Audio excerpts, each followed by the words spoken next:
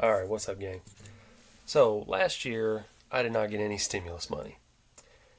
I did my taxes by mail, screwed everything up. Of course, the IRS was not prepared for what happened and the so called pandemic. So, I did not get my stimulus money until we did our taxes this year. So, I have bought a lot of crap between the months of February, March, and into April now that I haven't posted. It's all just been sitting here on the floor. So I just figured now is a good time to just show off everything that I bought in within the past 3 months. So I'm going to go ahead and start doing that here. I'm going to start with the Vinegar Syndrome stuff that I purchased. This may have been January. I can't even remember. But the first thing I grabbed from them was this trailer compilation, the AGFA horror trailer show, and I haven't watched most of this stuff I haven't watched yet, but I really like these party compilations with all these different various trailers from genre flicks, and every now and then I'll find something that I haven't seen that I'm willing to track down and look for, and hopefully it's cool, and there's maybe some hidden gems on there I can try to track down. Next thing I grabbed from them was Cthulhu Mansion. This is a Spanish Lovecraftian haunted house type movie. I haven't seen it in a while. I've got it on VHS. It's one that I have been looking forward to them upgrading, so I can see the way it was meant to be seen. Super stoked about that one. And also this one, Dark Tower. This is another relic from the VHS days that just never made the jump to DVD that I'm aware of, so super happy to have it. Michael Moriarty stars in this one. He is always odd but infinitely watchable. And it's been a little while since I've seen this too, but I remember liking it. I know a lot of people don't, but that's just my opinion. Sometimes I like bad movies. Well, speaking of bad movies, I'm sure this one's going to be terrible. This is Grizzly 2, The Revenge, aka Grizzly 2, The Concert. This movie's been lost for nearly 40 years. It's kind of an urban legend at one time. I wasn't even sure if it existed, but we met somebody at a convention. I think it was Sheriff Brackett from the original Halloween movies. I think he's in this. And we asked him about it, and he confirmed that he did film scenes for this movie. So years ago, we confirmed that it really did exist, and it's out now. So we'll see. I think the runtime it's only 74 minutes long. So I got a feeling they just took the footage that was there and kind of pieced it together. Might not even be coherent, but it's got Charlie Sheen and George Clooney and Laura Dern and somebody else. Louise Fletcher, John Rice Davies. Pretty good cast, and I think David Sheldon wrote it. I think he was involved in the original Grizzly movie, the William Girdler classic Grizzly. So I am still looking forward to it, but I'm going in a little bit skeptical. Another one that I blind bought. This is Crazy Samurai 400 versus 1. This is the new Tak Sakaguchi joint. It's supposed to be a one-take seamless fight scene. I'm sure I'll probably get fatigued watching it, but I like Tak a whole lot. I've liked him ever since I picked up this other movie years ago. This is the new release of Versus. This is the Arrow release of Versus. Supposedly they've gone back and color corrected a whole lot of stuff with the director, so this ought to look like it's never looked before. Super stoked to check both of these out. Continuing on the movie front, grabbed this for super cheap. This was like $6. It's sort of a Native American horror double feature. I've seen Nightwing. I have never seen Shadow of the Hawk, so that'll be a good double feature to check out. Hopefully they're good. Well, I know I like Nightwing. I remember that one, but hopefully the other one's good. And I have been upgrading, or wanting to upgrade, my Steven Seagal Van Damme movies for a while now. I don't have any Seagal movies on DVD. They're all on VHS. So I'm just skipping formats, jumping to Blu-ray on these. This one is out of print and it's already starting to go up in price, so I figured I should grab this one first. The rest of them are still relatively cheap. And I'm talking about the classic Seagals. I'm talking about those 50 movies that he's made that are just straight to video replicas of the same movie. These are the classic, the first probably 5-6 Seagal movies. And then I bought a DVD. I bought Karate Kid Part 3 because I, for some reason, didn't have it. I have the first two on DVD, but I did not have this. And I know the next season of Cobra Kai is probably going to venture into Karate Kid 3 territory. So I'll probably rewatch all of those again before season 4 comes out. And let's see here. On the game front, my wife went to Target and picked up this Far Cry New Dawn. She said it was $8, so pretty cool. I really like the Far Cry series. I did not play 5, so I will probably backtrack and grab 5. I'm sure it's cheap. I'll find it cheap somewhere, and then play this one too. And my wife's aunt came in from England, and she bought this for me. She knows I'm a huge horror fan. She bought this Horrified board game, which I haven't played a board game in years, but this actually looks really cool. It's a Universal, all the Universal monsters, and it is affiliated with Universal Monsters, so pretty cool.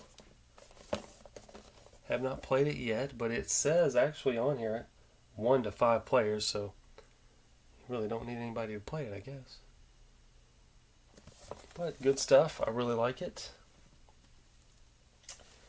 And let's see here.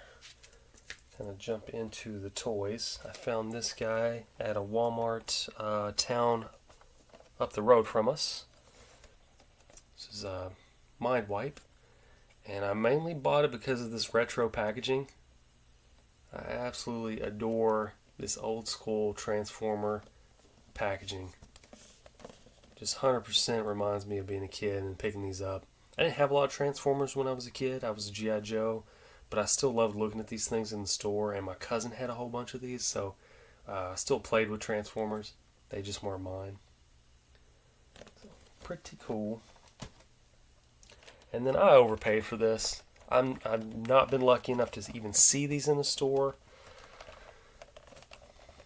This is the NECA, the Defenders of the Earth, the Phantom figure. I like how they've kind of made the Galoob. They've turned the NECA logo into the Galoob logo there. But really cool looking figure. I paid $50 for this thing, I'm not going to lie. Way overpaid for it, but I just cannot find it. I'm not going to find it. I had a friend of mine find this in another state on a clearance rack for $11. So good on him, but it's just not going to happen for me. And I actually want another one because I want to open one. But I am going to wait and see if I can find one at a convention or something for cheaper. Because I hear really awful things about the quality of the figure. They say if you take him out and you start posing him right away, that the joints just snap. So a lot of people have been trying to heat these up, which I think is ridiculous for an overpriced figure. I'm not even gonna mess with doing that unless I can get another one for cheap. So he's staying in the box, but I'm a huge Billy Zane Phantom fan, so get him slamming evil right there. Slam it.